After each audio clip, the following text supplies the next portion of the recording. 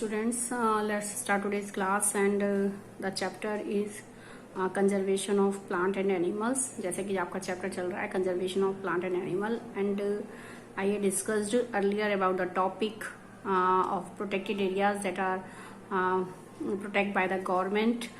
Three protected areas I had discussed earlier: wildlife sanctuary, ठीक है, national park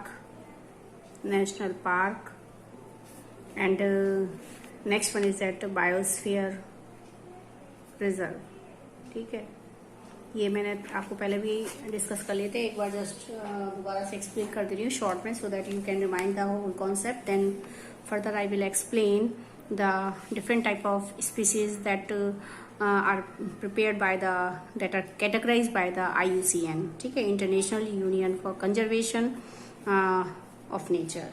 ठीक है, तो इन्होंने कौन सी लिस्ट बनाई है स्पीसीज की, तो उसके अकॉर्डिंगली हम पढ़ लेंगे. तो पहले देखते हैं कौन कौन से हमारे प्रोटेक्टेड एरियाज जो हैं इनके बारे में क्या है.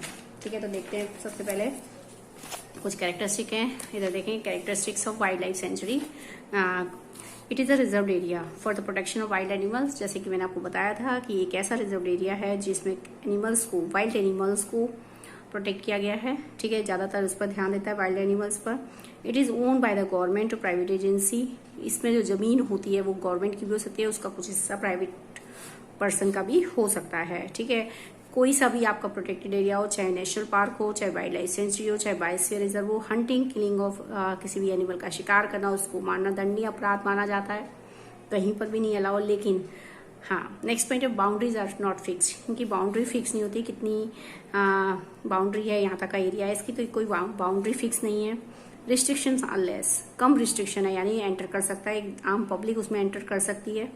ठीक है, रिस्ट्रिक्शन नहीं है यहाँ पर तो बहुत ज़्यादा, जिसके कारण से कुछ ह्यूमन एक्टिविटीज़ अलाउ हैं, जैसे कल्टीवेशन है, कलेक्शन ऑफ फायरवुड है, ऐसी चीज़ें जो है यहाँ पर ग्रेजिंग अलाउड है, क्योंकि रिस्ट्रिक्शन कम है. ठीक है, आगे देखते हैं. Very limited human activities are allowed such as grazing और cultivation. People can roam inside it related to their research, यानी पीपल कैन रोम, घूम सकते हैं, आसानी से आ सकते हैं रिसर्च करने के लिए. ठीक है, अपने एजुकेशनल प्रोग्राम्स के लिए वो उसमें एंटर कर सकते हैं, तो कोई रिस्ट्रिक्शन लेस है. ठीक है, एजुकेशनल पर्पस के लिए जा सकते हैं. तो ये हमारी वाइल्ड लाइफ सेंचुरी. नेक्स्ट हम बात करते हैं नेशनल पार्क के बारे में. National park it is a highly restricted area and it is own only by the government. No private agency का यहाँ पर कोई रोल नहीं है. So it is protected area for the conservation of biodiversity.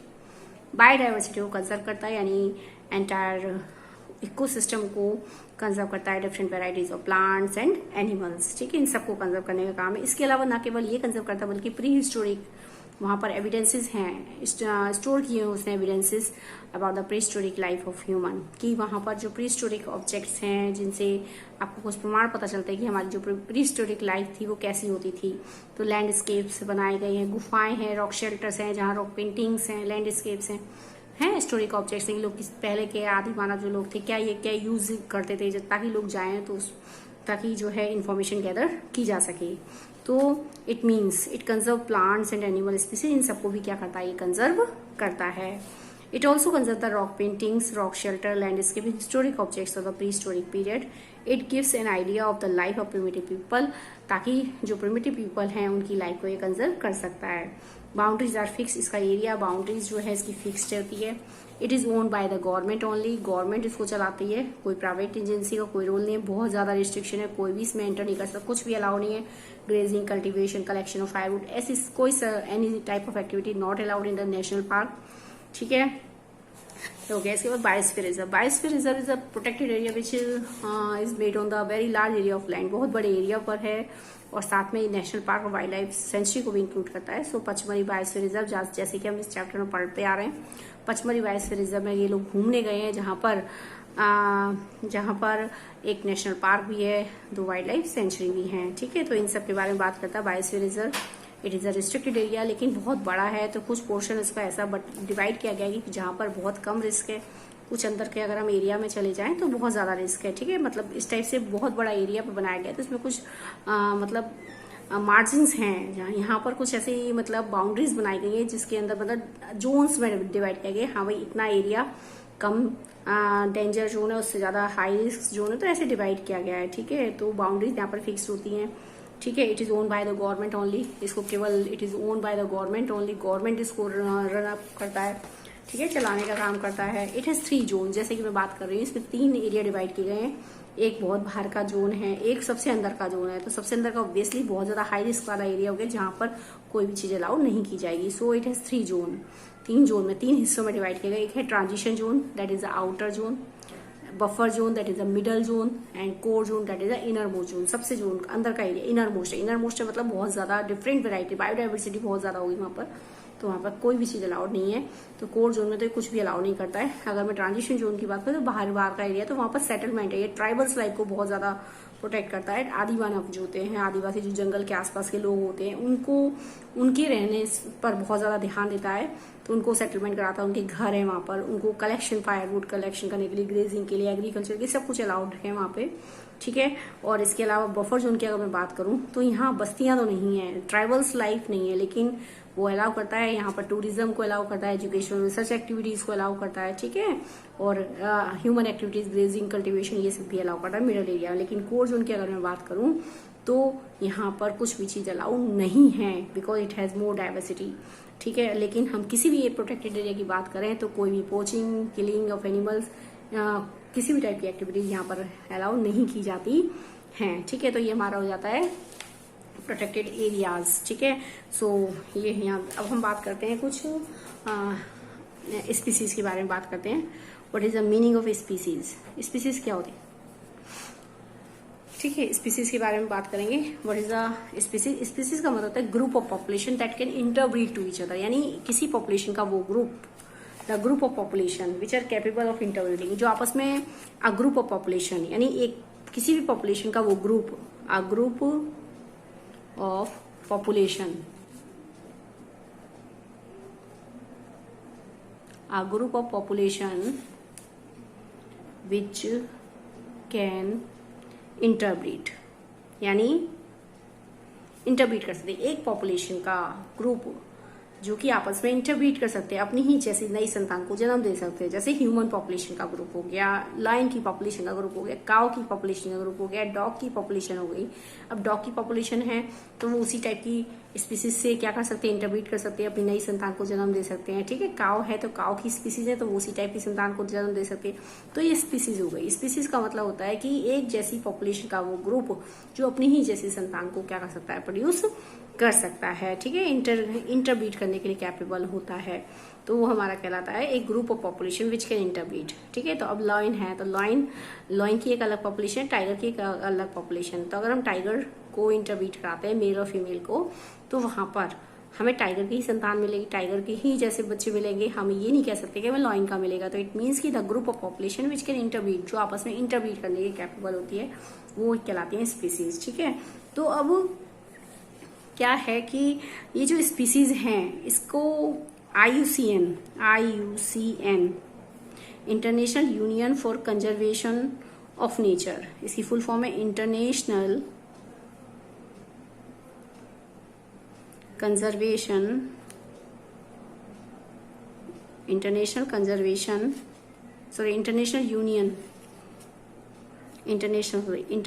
Union for conservation of nature, ठीक है। ये एक ऑर्गेनाइजेशन है जो ये डिसाइड करती है कौन सी स्पीसीज जो है जिनको बहुत कम खतरा है, ये जो आज हमारी धरती पर नहीं है, इसके अकॉर्डिंगली, ठीक है, इसने एक लिस्ट बनाई है। तो IUCN इसका अब नया नाम है, दैट इज द WCU के नाम से जानी जाती है। WCU that is the world conservation union, ठीक है, इसके नाम से जानी जाती है, WCU के नाम से जानी जाती है। इसने एक लिस्ट बनाई है that is called a red list, ठीक है। एक रेड लिस्ट कहलाती है, रेड लिस्ट है जिसमें स्पीसीज को, एनिमल्स की स्पीसीज को कैटेगराइज किया गया है कि अकॉर्डिंगली कि कौन सी स्पीसीज ऐसी हैं जो आज हमारे धरती पर है ही नहीं, गायब हो चुकी है, डिसअपेयर हो चुकी हैं, कौन सी ऐसी हैं जिनको बहुत ज्यादा हाई रिस्क है, एक्सटिंक्ट होने का खतरा है, ठीक है, सबको, यानी कौन सी स्पीसीज हैं जिनको बिल्कुल खतरा नहीं है एक्सटिंक्ट होने का, कुछ स्पीसीज जो खतरे के जोन में चल रही हैं जिनको खतरा है एक्सटिंक्ट होने का, और जो जो है डेंजरस होने के कारण वो ऐसी स्पीसीज जो कि अब गायब हो चुकी हैं, ठीक है, जो धरती पर आज हमारा उनका नामो निशान नहीं है, एक्सटिंक्ट स्पीसीज कहलाती है। तो इसके अकॉर्डिंगली इन्होंने रेड लिस्ट तैयार की हुई है, ठीक है। So it is prepared by the IUCN, international union for conservation of nature, ठीक है। तो इन्होंने, और इसका नया नाम मैंने भी आपको बताया, WCU, वर्ल्ड कंजर्वेशन यूनियन कहलाता है। तो इसने जो प्रिपेयर की red list on the basis to assist the species which में एक्सटिंक्ट और नॉट, जो कि एक्सटिंक्ट हुई है या नहीं हुई है, उसके आधार पर उन्होंने एसिस्ट करने के लिए ये एसिस्ट करती हैं कि कौन सी स्पीसीज हमारी खतरे के जोन में चल रही हैं या जिनके ऊपर कोई खतरा नहीं है, या फिर ऐसी स्पीसीज जो आज धरती पर गायब हो चुकी है, डिसअपियर हो चुकी है। उसके अकॉर्डिंगली उन्होंने एक रेड लिस्ट तैयार की, और इस लिस्ट में उन्होंने तीन टाइप से कैटेगरी रखी हैं, 3 कैटेगरीज रखी हैं। एक है लो रिस्क वाली हैं, जिनको बिल्कुल भी खतरा नहीं है आज के टाइम में। एक है खतरे के जोन में, खतरे का जोन यानी threatened,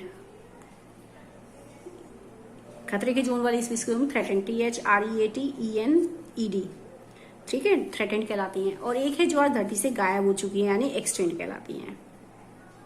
so we can say कि IUCN divided the red list species of red list that divided categorized into 3 categories: extinct, threatened और low risk। अब नाम से पता चल रहा है ये है लो रिस्क, जिनके ऊपर कोई खतरा नहीं है फिलहाल। थ्रेटेंड, जिनके ऊपर खतरा है। ये थ्रेटेंड मतलब डेंजर जोन, ठीक है। थ्रेटेंड मतलब स्पीसीज ऑफ डेंजर जोन वाली। एक्सटिंक्ट मतलब जो गायब हो चुकी है। तो इस टाइप से उन्होंने डिवाइड किया गया है। तो आगे देखते हैं इसमें। अब देखिए, इनमें से भी अगर अगर हम देखें तो किस टाइप से इसको रखा गया है कि देखिए, एक्सटिंक्ट, यहाँ पर एक्सटिंक्ट की जो स्पीसीज हैं, एक्सटिंक्ट स्पीसीज हैं यानी जो आज ये भी 2 टाइप से डिवाइड की गई हैं। एक तो हो चुकी है कंप्लीटली एक्सटिंक्ट, ठीक है। एक्सटिंक्ट का ग्रुप भी 2 भागों में डिवाइड किया गया। एक है कंप्लीटली एक्सटिंक्ट हो चुकी हैं, और दूसरा extinct in the wild. Extinct in wild मतलब मीनिंग क्या है? कंप्लीटली एक्सटिंक्ट यानी जिनका कोई भी प्राणी, ठीक है, धरती पर नहीं है आज, completely disappear from the earth, like dodo, dinosaurs, ठीक है, ऐसी हैं। Extinct in the wild, extinct in the wild यानी जो वाइल्ड में नहीं है, जंगलों में तो नहीं है, खत्म हो गई है, लेकिन उनका एक आधी प्राणी बचा है जिसको सेव करके, प्रोटेक्ट करके उसको जू में रखा गया है, कैप्टिविटी भी रखा गया है, ताकि उस पर बहुत ज्यादा ध्यान दिया जाता है। एक्सटिंक्ट इन द वाइल्ड में नहीं है, जंगलों में नहीं है, लेकिन वो आज उनका एक आध प्राणी जो बचा उसको सेव करके जू में रखा गया। मान लो वो भी मर जाएगा तो वो कंप्लीटली इस एक्सटिंक्ट में चली जाएगी, ठीक है। तो ऐसे इसको कहते हैं extinct in the wild. Next है थ्रेटेंड जोन, थ्रेटेंड वाली। अब threatened species are categorise in the danger zone species, इसको हम डेंजर जोन कहते हैं, डेंजर जोन, ठीक है, डेंजर जोन कहलाता है ये। डेंजर जोन का मतलब ऐसी स्पीसीज जो कभी भी इन फ्यूचर वो एक्सटिंक्ट हो सकती हैं, ठीक है, कभी भी उनके ऊपर खतरा घूम रहा है। खतरा किस चीज का? वही नेचुरल डिजास्टर्स, आपके फॉरेस्ट फायर है, ड्रॉट है, फ्लड है, ऐसा, या हम कह सकते हैं वॉल्केनो की इरप्शन हो गया, अर्थक्वेक है, इस टाइप से भी हो सकता है। या हम कह सकते हैं ये तो नेचुरल डिजास्टर्स हो गए, इनकी वजह से भी वो थ्रेटेंड हो सकती हैं, या फिर आपके कोई भी ह्यूमन एक्टिविटीज की वजह से डिफॉरेस्टेशन हो रहा है, इंक्रीजिंग ऑफ पॉपुलेशन है, ठीक है, तो आपके कंटिन्यूसली फेलिंग ऑफ ट्रीज हो रहा है, पेड़ काटे जा रहे हैं, तो ये ह्यूमन एक्टिविटीज की वजह से क्या भी हो सकती हैं। तो वो मतलब उनके ऊपर ये खतरा मंडराता रहता है कि वो उनका नंबर धीरे धीरे, उनकी पॉपुलेशन क्या हो रही है, घट रही है। तो एक कहीं ऐसा ना हो जाए कि उनकी पॉपुलेशन एक दिन ऐसा आ जाए कि उनकी पॉपुलेशन खत्म हो जाए, तो वो आ जाती है थ्रेटेंड जोन में, ठीक है। थ्रेटेंड जोन कहलाती है, जिनका नंबर एक सीमित नंबर है आज। मान लीजिए अगर मैं लॉइन की बात करूँ तो लॉइन मान लो हमारे देश में, हमारे पूरे इंडिया में लॉइन का नंबर है 1000, सपोज दैट। तो 1000 एक लिमिटेड स्पीसीज है, ठीक है। अगर हम उस पर हमारी ह्यूमन एक्टिविटीज की वजह से या नेचुरल डिजास्टर्स की वजह से अगर इनका नंबर कम हो जाए और ये धीरे धीरे एक रह गया लॉइन, तो आप उसको कहोगे केवल एक लॉइन बचा आज हमारे देश में, तो आप इसको रखोगे extinct in the wild.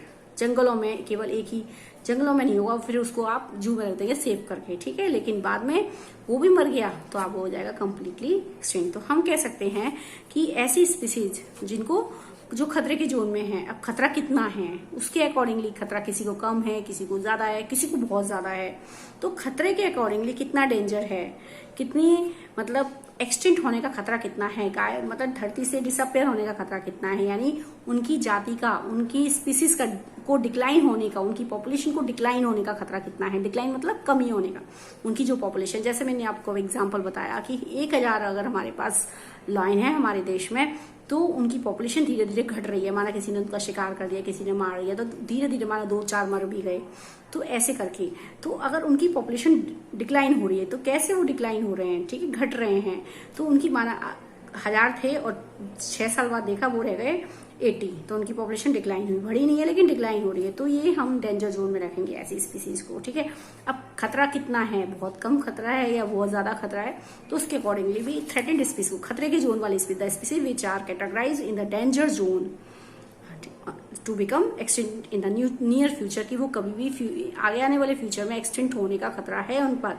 So they are categorize at the threatened species कहलाती है। अब थ्रेटेंड में कम खतरे वाली भी हो सकती है, बहुत ज्यादा खतरे वाली भी हो सकती हैं। तो ऐसे इसको हमने 3 हिस्सों में डिवाइड किया गया है। खतरे के जोन वाली यानी threatened species are categorised into 3 types: critically endangered,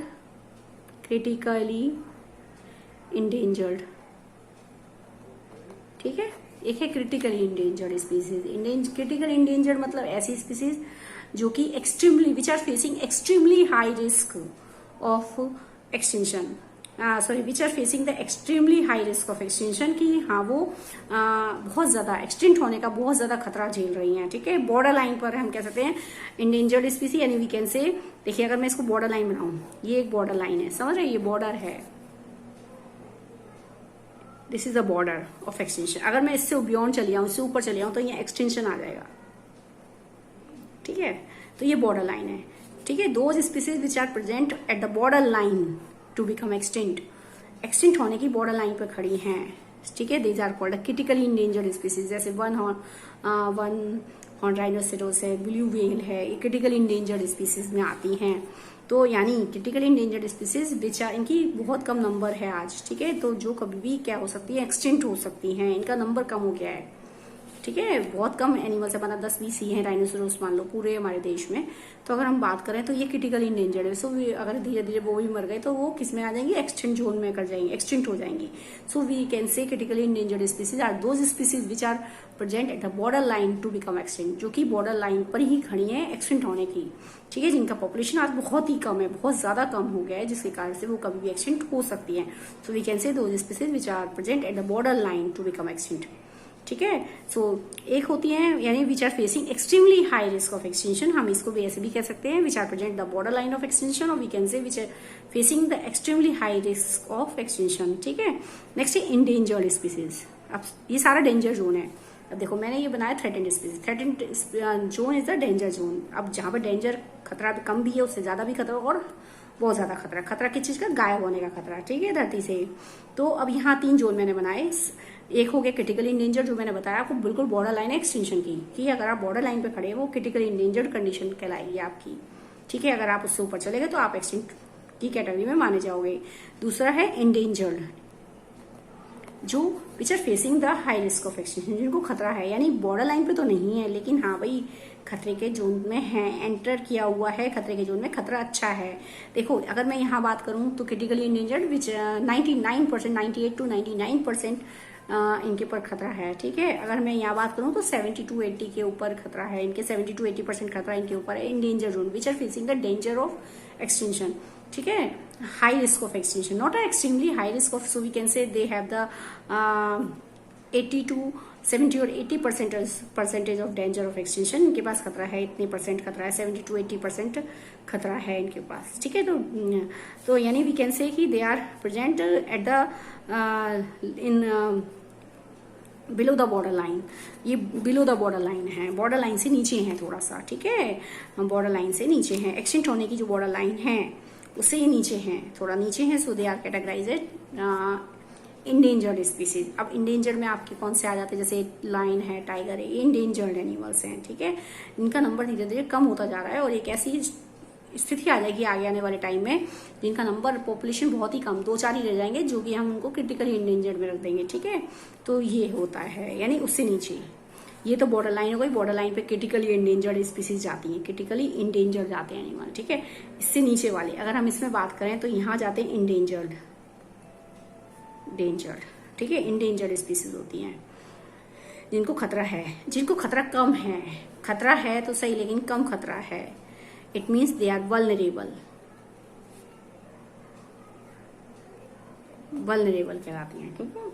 vulnerable यानी जो अगर हमारे फैक्टर्स कंटिन्यू ऑपरेट रहते हैं तो वो स्पीसीज कभी भी क्रिटिकल एंडेंजर जोन में एंटर कर सकती हैं। तो वल्नरेबल स्पीसीज जिनको खतरा है विच हैव द, ठीक है, तो हम कह सकते हैं वल्नरेबल स्पीसीज जो which are facing the less risk of extension, which are facing the less risk of extension, जिनको मतलब खतरे के जोन में एंटर कर चुके, which are enter in the threatened zone.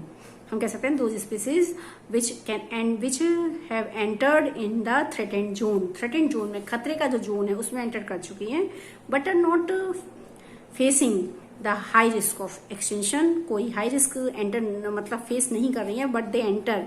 Vulnerable species are those which can enter, which have entered in threatened zone, जो किस में एंटर कर चुकी हैं, थ्रेटेंड जोन में, खतरे का जो जोन है वहां पे एंटर कर चुकी हैं, ठीक है, खतरे के जोन में एंटर कर चुकी हैं, which are not facing the high risk of extension, but not facing the high risk of extension, बहुत ज्यादा हाई रिस्क नहीं है उनके पास एक्सटेंट होने का, लेकिन वो एंटर कर चुकी हैं, ठीक है। तो ऐसी स्पीसीज को हम कहते हैं वल्नरेबल स्पीसीज कहते हैं, वल्नरेबल स्पीसीज कहलाते हैं, जैसे लंगूर हो गया, ठीक है, वहाँ पे और ऐसे बहुत सारे एनिमल्स हो सकते हैं जो कि वल्नरेबल में आते हैं, ठीक है। तो ये हो गया खतरे का जोन, खतरा कम खतरा है यहाँ पर, उससे ज्यादा खतरा और सबसे ज्यादा खतरा जो बिल्कुल बॉर्डर लाइन पर है एक्सटेंट होने की, ठीक है, ऐसे डिवाइड किए गए।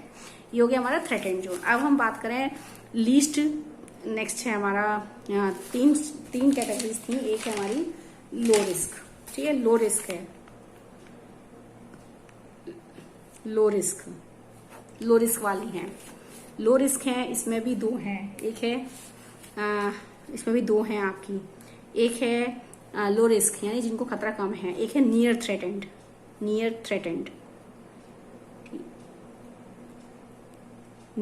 और लीस्ट कंसर्न, ये भी दो टाइप की होती हैं। Near threatened which are present the border line of danger zone, danger zone की बॉर्डर लाइन पर है, so we can say which are present at the border line to become threatened, threatened होने की, danger में जाने की, danger zone में enter करने की बॉर्डर लाइन पर खड़ी है।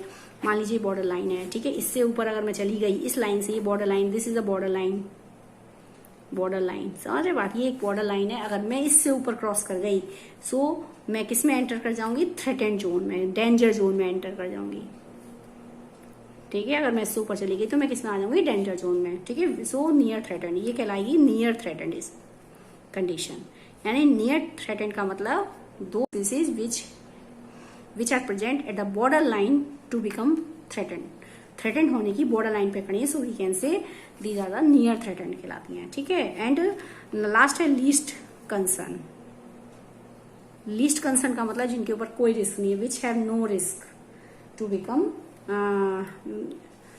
विच हम कह सकते हैं जिनके ऊपर आज कोई खतरा नहीं है, कोई भी खतरा नहीं है, so these are the least concern आती है, ठीक है। तो अब चाहे अब आप कहो कि बॉर्डर लाइन पे खड़ी है थ्रेटेंड होने की, या बहुत नीचे हैं, लीस्ट कंसर्न में हैं, इनको कंसर्न नहीं किया गया है, कोई खतरा इनके ऊपर नहीं है, इसलिए इनको कंसर्न भी नहीं किया गया है, काउंट नहीं किया गया है खतरे के में, तो खतरे में काउंट ही नहीं करेंगे क्योंकि इनके ऊपर कुछ खतरा है ही नहीं, ऐसी स्पीसीज को लीस्ट कंसर्न कहा गया है। तो ये सारी कैटेगरीज हो गई लो रिस्क की, तो इस टाइप से हमने इनको डिवाइड किया गया है। तो एक बार देखते हैं इसमें बुक में देखते हैं, ठीक है। तो सबसे पहले हम बात करते हैं, मैंने यहाँ तक इससे पहले आपको पढ़ा दिया था, एंडेमिक स्पीसीज देखते हैं according to book endemic species. अच्छा, कुछ और एक दो पॉइंट रह गए, ये तो रेड लिस्ट, इसके अलावा हमारे पास आती है, एक होती है एंडेमिक स्पीसीज। एंडेमिक स्पीसीज क्या होती हैं, ठीक है। Endemic species are those species which are found only in a particular area, ठीक है, एक पर्टिकुलर एरिया में पाई जाती है, नॉट फाउंड एनीवेयर एल्स, कहीं दूसरी जगह नहीं मिलती, which are found exclusively in a particular area, ठीक है, which are found exclusively in a particular area, जो एक जगह ही बहुत ज्यादा मिलती हैं, दूसरी जगह नहीं पाई जाती हैं। ठीक है, तो इस टाइप से हम इनको कहते हैं एंडेमिक स्पीसीज। जैसे कि अगर मैं बात करूं तो आपके पास हो गई एंडेमिक स्पीसीज, वो होती हैं जो आपके एक्सक्लूसिवली पाए जाते हैं। जैसे न्यूजीलैंड में कीवी एक्सक्लूसिवली, ऑस्ट्रेलिया में आपके कंगारू एक्सक्लूसिव पाया जाता है, दूसरी जगह नहीं मिलता, नॉट फाउंड एनीवेयर एल्स। ठीक है, जैसे फॉर एग्जांपल कि इसमें कुछ एग्जांपल्स थे कि जैसे आपके इंडियन जायंट स्क्वेरल है, फ्लाइंग स्क्वेरल है, एंडेमिक फोना है ये पचमढ़ी बायोस्फीयर रिजर्व के। वाइल्ड मैंगो है, ठीक है, सॉल है, सॉल का पेड़ है, ये फ्लोरा है पचमढ़ी बायोस्फीयर रिजर्व के एंडेमिक स्पीसीज, जो कि कहीं दूसरी जगह नहीं पाई जाती, जो एक पर्टिकुलर एरिया में पाई जाती है, जो दूसरी जगह हमें नहीं मिलती। So such type of species are called endemic of a particular area. Like that kangaroo is the endemic of Australia, kiwi is the endemic for New Zealand, and just like polar bear is the endemic for polar region, not found anywhere else. These type of species, so we can say these are the endemic of that area. देखते हैं, let's see what are the endemic species. Soon the group quietly enters the deep forest. Children are surprised to see a very big squirrel. अब बच्चे अंदर घुसते जा रहे हैं उस फॉरेस्ट में, तो उन्होंने क्या देखा, एक वेरी बिग स्क्वेरल, एक बहुत बड़ी स्क्वेरल देखी। This squirrel has a big fluffy tail है। They are very curious to know about it. ठीक है, माता जी tells them this is known as giant squirrel. माता जी ने कहा एक जायंट स्क्वेरल है and it is endemic to the area. इस एरिया के लिए वो एंडेमिक है, क्योंकि वो इसी पर्टिकुलर एरिया में पाई जाती है, वो दूसरी जगह नहीं पाई जाती, आपको देखने को नहीं मिलेगी इस टाइप की फ्लफी टेल वाली आपको squirrel. So this is the giant squirrel which is the endemic species of the Pachmarhi biosphere reserve. Endemic species are those species of plant and animals which are found exclusively in a particular area. ऐसी species जो एक particular area में exclusively पाई जाती हैं, they are not naturally found anywhere else, कहीं दूसरी जगह नहीं पाई जाती naturally. A particular type of animal or plant may be endemic to a zone, state or country. एक पर्टिकुलर टाइप ऑफ एनिमल, एक एनिमल या प्लांट जो है एक जोन का या स्टेट का या एक कंट्री का वो एंडेमिक हो सकता है। जैसे कीवी न्यूजीलैंड का एक कंट्री का एंडेमिक है।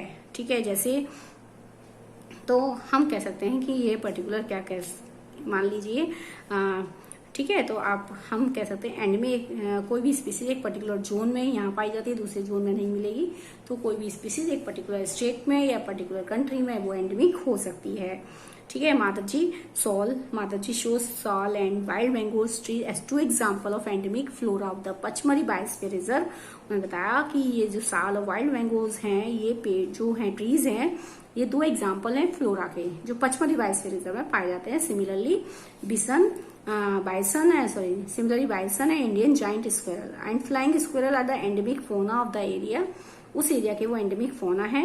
And professor Ahmad explain the destruction of their habitat, increasing of population, introduction of new species may affect the natural habitat of endemic species and endanger their existence. यानी professor Ahmad बताते हैं कि destruction of their habitat, अगर हम उनके जंगल को काट दें, डिफॉरेस्टेशन हो जाए, but increasing of population introduction of new species. ठीक है, इंक्रीजिंग हम उनका मतलब उनके हैबिटेट को खत्म कर दें, इंक्रीजिंग ऑफ पॉपुलेशन, हमारी जनसंख्या बढ़ जाए तो भी लोगों को सामान चाहिए, रोड चाहिए, फर्नीचर चाहिए, उसके लिए भी हम डिफॉरेस्टेशन करते हैं उसकी वजह से, या इंट्रोडक्शन ऑफ न्यू स्पीसीज, जंगलों में कुछ नई स्पीसीज आ जाए तो पॉपुलेशन बढ़ जाएगी।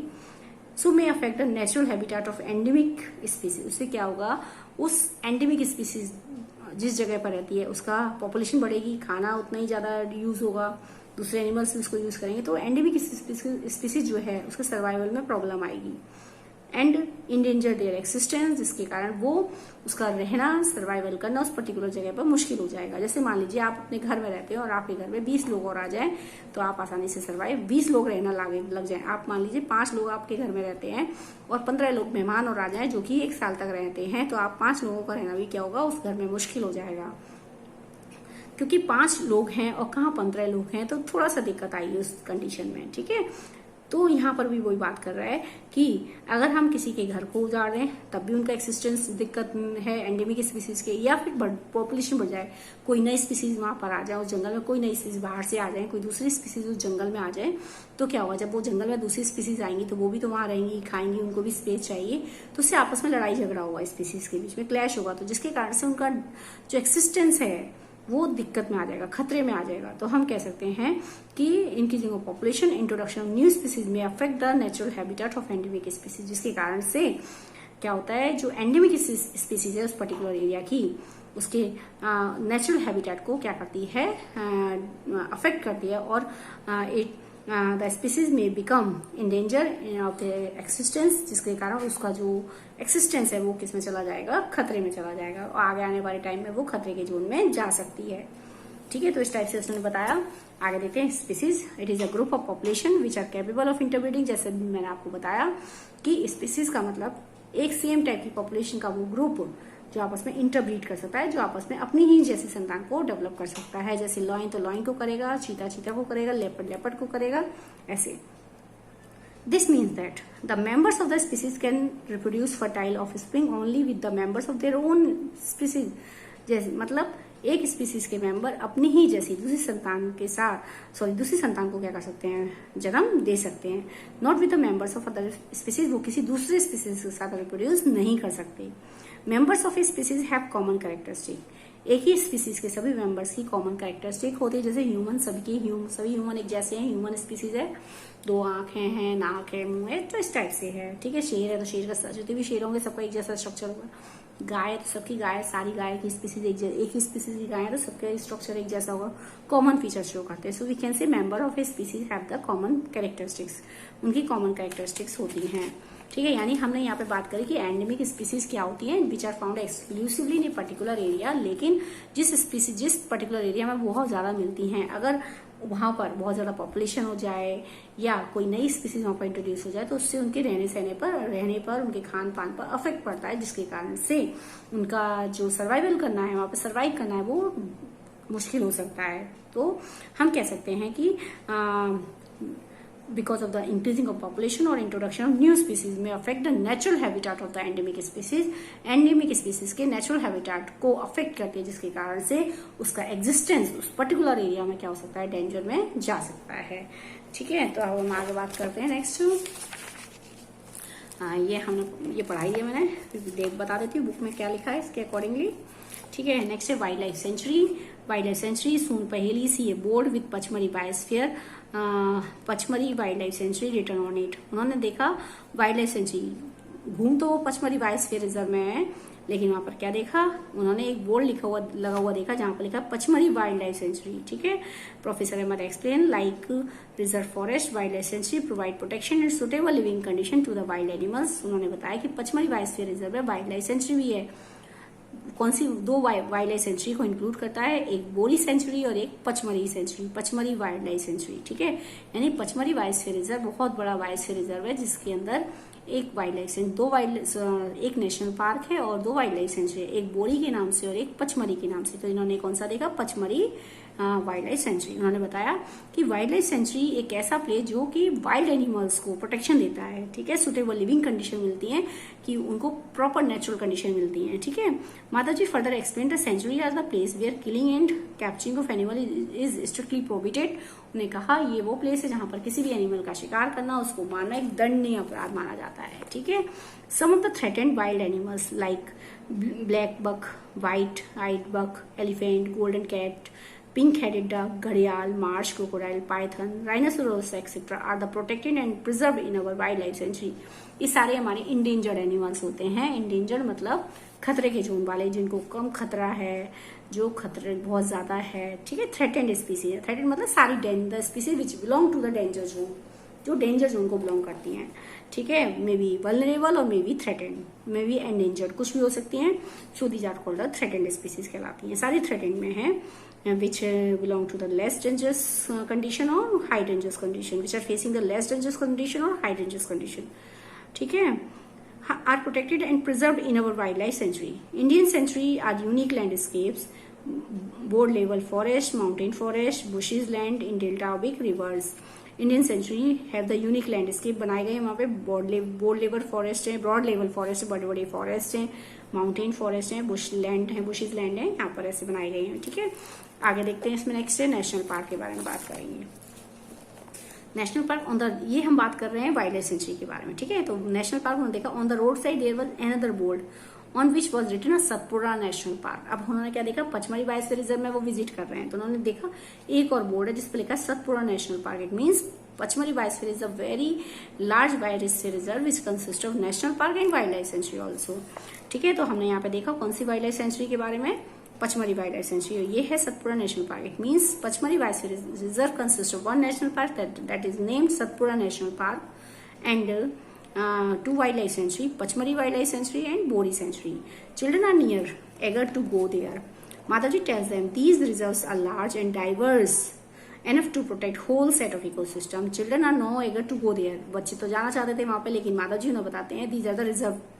These reserves are large and diverse enough to protect whole set of ecosystem. यानी उन्होंने बताया ये ऐसे रिजर्व एरिया है जो पूरी इकोसिस्टम को, my different varieties of plant animals सबको ही ये अपने अंदर इंक्लूड करते हैं। सो दे प्रिजर्व फ्लोरा फोना, फ्लोरा मतलब प्लांट स्पीसीज, फोना मतलब एनिमल स्पीसीज को तो इंक्लूड करते ही है, बल्कि landscape, historic object of the area, उस पर्टिकुलर एरिया की क्या हिस्टोरिक ऑब्जेक्ट से प्रिमिटिव पीपल क्या यूज करते थे, लैंडस्केप्स कैसी है, कैसी सीनरीज बनी हुई है जिनको देखकर मतलब प्रिमिटिव लाइफ का अनुमान लगाया जा सकता है। Satpura national park is the first reserve forest of India. इस पहला रिजर्व फॉरेस्ट है हमारे इंडिया का सतपुड़ा नेशनल पार्क के नाम से। The finest Indian teak is found in this forest. जो टीक की लकड़ी होती है वो इस फॉरेस्ट में पाई जाती नहीं, हम कह सकते हैं टीक के पेड़ हैं इसमें। ठीक है, आगे next, rock shelters are found inside the Satpura national park. Satpura national park में रॉक शेल्टर्स बने, गुफाएं बनी हुई हैं। These are evidences of pre historic human life, जहाँ पर क्या मतलब एविडेंसेस हैं, प्रमाण, प्री हिस्टोरिक ह्यूमन लाइफ जो होती है उसके प्रमाण है वहां पर।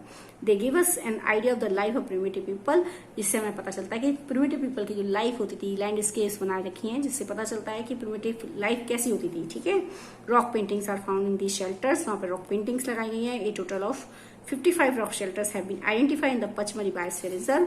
कितने रॉक शेल्टर्स हैं? 55 रॉक शेल्टर्स हैं पचमढ़ी बायोस्फीयर रिजर्व में।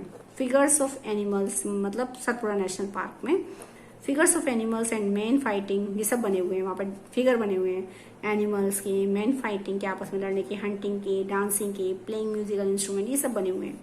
And many tribals still live in that area, और वहां पर क्या है, and many are depicted in these paintings, many tribals still live in the area. ये पता चलता है कि जो आपके पहले के जो आदि मानव होते थे उस पर्टिकुलर एरिया में उनकी जो लाइफ होती थी वो कैसी होती थी। तो इन सारे हिस्टोरिक ऑब्जेक्ट से, हिस्टोरिक सीनरीज से ये पता चलता, प्री हिस्टोरिक सीनरीज जो होती हैं उनसे पर अनुमान लगाया जा सकता है कि पहले के टाइम जो लोग थे वो कैसे सर्वाइव करते थे। As children move ahead they see a board with Satpura tiger reserve written on it. अब उन्होंने थोड़ा आगे बढ़े तो उस पर देखा एक बोर्ड लगा हुआ जिस पर लिखा हुआ Satpura tiger reserve. Tiger reserve यानी जहां पर टाइगर को प्रोटेक्शन दी गई है, सतपुड़ा नेशनल पार्क ही है। सतपुड़ा नेशनल पार्क के अंदर की स्पेशल बोर्ड लगाया है, that is the Satpura tiger reserve. हम बात करें सतपुड़ा नेशनल पार्क की, नेशनल पार्क है सतपुड़ा नेशनल पार्क जिसमें एक स्पेशल बोर्ड लगा हुआ है, that is the Satpura tiger reserve, जहां पर टाइगर की पॉपुलेशन को रखा गया है। ठीक है, मेजरली टाइगर को ही प्रोटेक्शन दिया गया है, so it is the Satpura tiger reserve के नाम से जाना जाता है। Madhav ji explain the project tiger. एक प्रोजेक्ट टाइगर लॉन्च किया गया, एक प्रोजेक्ट है जो कि गवर्नमेंट ने 1973 में लॉन्च किया to save the population of the tiger in the country. हमारे भारत के अंदर, हमारी कंट्री के अंदर टाइगर की जो पॉपुलेशन है, क्योंकि टाइगर एक इंडेंजर्ड एनिमल है और कहीं वो बॉर्डर लाइन पे ना आ जाए, एक्सट्रीमली और वी कैन से कि क्रिटिकली इंडेंजर्ड कंडीशन में ना चला जाए कि उसकी एक दो ही स्पीसीज रह जाए और वो खत्म हो जाए, ऐसा ना हो। इसीलिए उसको जो है सेव किया गया है, प्रोटेक्ट किया गया है। इसके लिए टाइगर प्रोजेक्ट टाइगर एक लॉन्च किया उन्होंने, ताकि जो है उसकी जो घटती हुई डिक्लाइनिंग संख्या है, डिक्लाइनिंग नंबर हो रहा है, उसका नंबर कम हो रहा है इसका टाइगर का, उसको इम्प्रूव किया जाए। ठीक है, तो उसका मेन एम था कि टाइगर को प्रोटेक्ट करने के लिए। So project tiger was launch by the government, Indian government in 1973 to protect the tiger in the country. हमारे देश में टाइगर को बचाने के लिए कि कहीं वो आगे आने वाले फ्यूचर में वो क्रिटिकली इंडेंजर्ड कंडीशन में ना आ जाए। So the objective of this project was to ensure and survival of and maintenance of the tiger population in the country। तो इस प्रोजेक्ट का जो मेन उद्देश्य है वो क्या है, क्या ऑब्जेक्टिव है इस प्रोजेक्ट टाइगर का, what was the two ensure and survival and maintenance of the tiger population the country के अंदर, देश के अंदर टाइगर की पॉपुलेशन को आगे बढ़ावा देना है, उनके एग्जिस्टेंस को बनाए रखना है ताकि उनकी संख्या हमारे देश में जो है बरकरार रहे, बनी रहे। ठीक है, आगे देखते हैं। Tiger is one of the many species which are slowly disappearing from our forest. Tiger जो है धीरे धीरे गायब होते जा रहे हैं, but the Satpura tiger reserve is the unique in sense. Satpura देखिए, tiger is one of the many species which are slowly disappearing. ऐसी स्पीसीज टाइगर की जो कि धीरे धीरे कम हो रही है लेकिन इंडेंजर है, इसलिए क्रिटिकल इंडेंजर नहीं कि बहुत ही कम नंबर है क्या है। तो हम कह सकते हैं कि इसलिए सतपुरा इस डिक्लाइनिंग को देखते हुए, इसके पतन को देखते हुए गवर्नमेंट ने डिसाइड किया कि एक प्रोटेक्शन बनाई, एक प्रोटेक्शन एरिया बनाया जाए जो कि जहां पर सिर्फ टाइगर को ही प्रोटेक्शन किया जाए। So but the Satpura tiger reserve बनाया गया, unique in the sense that a significant increase in the population of tiger has been seen there. तो वहां पर टाइगर को प्रोटेक्शन किया गया है, तो धीरे धीरे क्या देखा, वहां पॉपुलेशन बढ़ गई टाइगर्स की। ठीक है, तो सतपुरा टाइगर रिजर्व इस बात का ध्यान रखता है, यूनिक है सेंस में कि वहां पर टाइगर की पॉपुलेशन को ही मेंटेन किया गया है। Once upon a time animals like lion, elephants, wild buffaloes and barasingha were also found in the Satpura national park. अब हम सतपुरा नेशनल पार्क की बात करें, ये सारे एनिमल्स भी पाए जाते हैं सतपुरा नेशनल पार्क में। Animals whose number are diminishing to a level, जिनका नंबर भी कम होता जा रहा है। They might facing of extinction, जो कि फेस कर रहे हैं एक्सटिंक्ट होने का, मतलब गायब होने का, धरती से खत्म होने का जो खतरा है वो फेस कर रहे हैं। ठीक है, so as known as endangered animal, ऐसे स्पीसीज को which are facing the danger of extension, जो खतरे को महसूस कर रहे हैं कि वो कहीं धरती पर आगे आने वाले समय में धरती से उनकी स्पीसीज खत्म ना हो जाए, ठीक है, गायब ना हो जाए। So such type of species are called the endangered species. क्या कहलाती हैं ये? इंडेंजर्ड स्पीसीज कहलाती हैं। आगे, Boojo is reminded of the dinosaurs which become extinct a long time ago. Boojo ने कहा कि डायनासोर्स धरती से गायब हो गए, एक्सटेंट हो गए, यानी ऐसी स्पीसीज धरती पर आज है ही नहीं। Survival of some animal has become difficult because of disturbance in their natural habitat, यानी अगर हम किसी भी एनिमल का नेचुरल हैबिटेट बिल्कुल डिस्टर्ब कर दें, ठीक है, जहां पर वो रहते हैं, खुशी खुशी रहते हैं, अगर हम उनका नेचुरल हैबिटेट डिस्टर्ब कर दें तो उनको सर्वाइव करना क्या होता है, मुश्किल हो जाता है, और धीरे धीरे उनका नंबर डिक्लाइन हो जाता है और फाइनली वो क्या हो जाते हैं, एक्सटिंक्ट हो जाते हैं। तो ऐसी स्पीसीज जो धरती पर आज उनका नाम नहीं है, एक भी स्पीसीज, एक भी इंडिविजुअल यहाँ पर नहीं मिलता, ऐसी स्पीसीज को एक्सटिंक्ट कहा जाता है। क्या कहा जाता है? एक्सटिंक्ट। जैसे मेमोथ है, डोडो है, डायनासोर्स है, इनका आज हमारी धरती पर नामो निशान नहीं है, खत्म हो चुकी हैं। ऐसी स्पीसीज को कैटेगराइज किया गया है एक्सटिंक्ट स्पीसीज के नाम से। ठीक है, तो आगे देखते हैं नेक्स्ट। माधवजी टेल्स पहली that small animals are much more in danger of becoming extinct than the bigger animals. Madhav ji ये भी बताते हैं कि जो स्मॉल एनिमल्स हैं are much more in danger of becoming extinct than bigger animal. बड़े एनिमल, हाथी, शेर, ऐसे एनिमल्स, बड़े एनिमल्स के कंपैरिजन में छोटे एनिमल्स होते हैं, जैसे ग्रास ऊपर हो गया, आपके स्नेक हो गया, ठीक है, आपके फ्रॉग हो गए, ऐसे छोटे एनिमल्स हैं, उनको ज्यादा खतरा है, छिपकली हो गई, एक्सटिंक्ट होने का ज्यादा खतरा होता है। ठीक है, as time we kill snake, जैसे हमने स्नेक को मार देते हैं, फ्रॉग को, lizard, bats, ruthlessly without realizing their importance in their ecosystem. जैसे माना कहीं से स्नेक देख लिया, फटाफट से लिया, डंडा मार दिया उसको, तो इस टाइप से फ्रॉग है, उसको हटाने की कोशिश करी, वो मर गया। तो हम कह सकते हैं कि ज्यादातर बड़े एनिमल्स के, अब लॉयन को इतनी जल्दी अटैक नहीं किया जाएगा जितनी जल्दी हम एक स्नेक पर या एक फ्रॉग पर अटैक कर सकते हैं। तो कहने का मतलब है कि बड़े एनिमल के कंपैरिजन में छोटे एनिमल्स को ज्यादा खतरा है एक्सटिंक्ट होने का। ठीक है, क्योंकि जल्दी से स्नेक्स, फ्रॉग, लिजर्ड, वो उनके ऊपर खतरा जल्दी आ जाता है, क्योंकि ह्यूमंस जो होते हैं वो उनको किल कर सकते हैं easily. By killing them we are harming ourselves. हम उनको मारकर, छोटे एनिमल्स को मारकर हम अपने को नुकसान पहुंचा रहे हैं, क्योंकि आप जानते हैं कि हमारी फूड चेंज होती है। आपने पढ़ा है कि एक एनिमल हम दूसरे एनिमल पर डिपेंड रहता है, एक ऑर्गेनिज्म दूसरे ऑर्गेनिज्म पर डिपेंड रहता है। तो it means they maintain the food chain in the ecosystem, पूरे इकोसिस्टम को मेंटेन करने का काम करते हैं। छोटे एनिमल्स का भी बहुत इंपॉर्टेंट रोल होता है, तो हमें इनको नहीं मारना चाहिए। They might be small in size, चाहे वो छोटे हैं, फ्रॉग है, ग्रास ऊपर है, चाहे वो छोटे साइज के, but their role in the ecosystem can not be ignored. हम उनके रोल को इकोसिस्टम में इग्नोर नहीं कर सकते, क्योंकि ये फूड चेन को आगे बढ़ाने में क्या करते हैं, मदद करते हैं, उसको रनिंग कराने में मदद करते हैं। ठीक है, इनकी मदद से ही फूड चेन आगे चलती है। So they form a part of the food chain. हमारी फूड चेन आप जानते हैं कि जिसमें एक ऐसी चेन जिसमें एक organism, it is a sequence of organism in which we can identify the one organism who eat whom, कौन किसको खाता है, हम ये आइडेंटिफाई कर सकते हैं। Food web, food chain, food web का एक इंपॉर्टेंट पार्ट होता है. So about which so ecosystem, an ecosystem is made of all the plant and animals and microorganism in an area along with non-living components such as climate, soil and river deltas. ecosystem क्या होती है, define मैंने आपको बता रखी है. ecosystem एक ऐसा पर्टिकुलर एरिया जहां पर लिविंग और नॉन लिविंग कंपोनेंट जो होते हैं वो आपस में इम्पैक्ट रहता है, दोनों एक दूसरे से इम्पैक्ट रहते हैं और एक पूरी एक साइकिल को मेंटेन करते हैं.